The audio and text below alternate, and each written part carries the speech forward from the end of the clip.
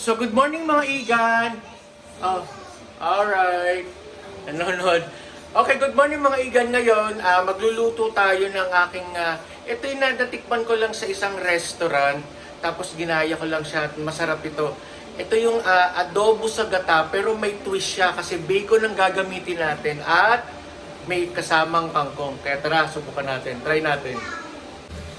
So, ito lang mga igan. Igigisa lang natin yung bawang at sibuyas. So hindi ko na chinachop ng maliliit yung sa aking bawang, ganyan na lang siya. Kasi may batang kakain kaya medyo ayan.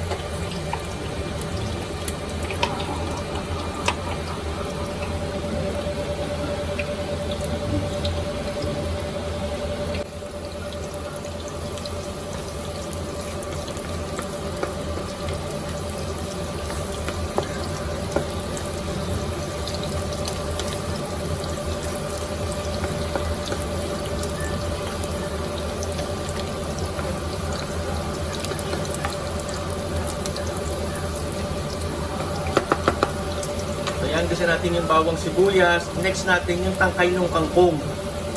Kasi medyo matigas yon, so unahin natin yon.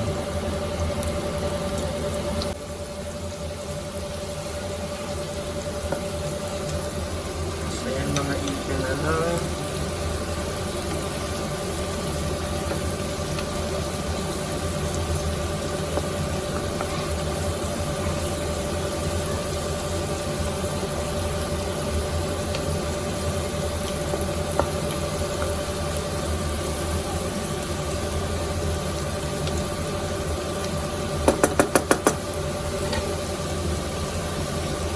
Next na natin dyan yung ating bacon.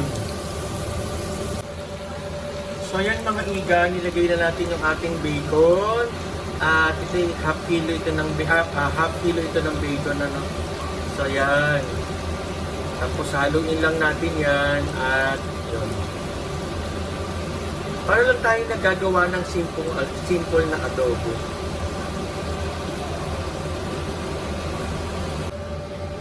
So yan mga igan, nilagyan ko na to ng toyo at suka.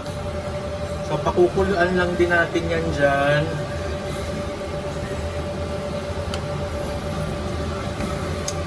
Very simple lang to.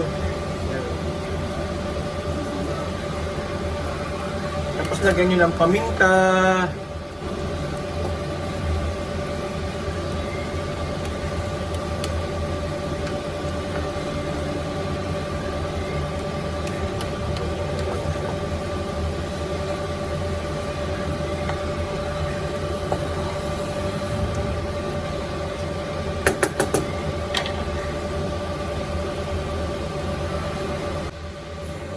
So yan mga iga, nilagay ko na yung ating gata.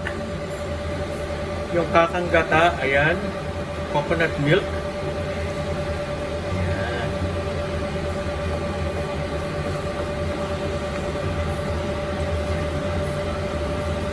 Kukuluan lang natin yan dyan. Pwede niyang lagyan ng sili para mas masarap. Pero kasi may batang kakain, so hindi na natin ito lalagyan ng sili. Pakuluin lang natin yan.